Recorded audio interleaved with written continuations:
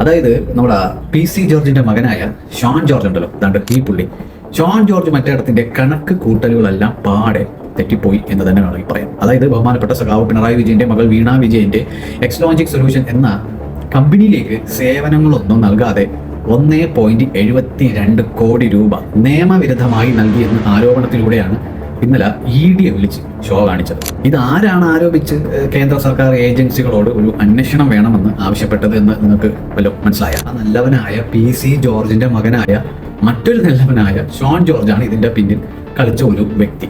അതായത് പുള്ളി ഒരു റിവെഞ്ച് എടുത്തതാണ്. അതെന്താണെന്ന് മനസ്സിലായ?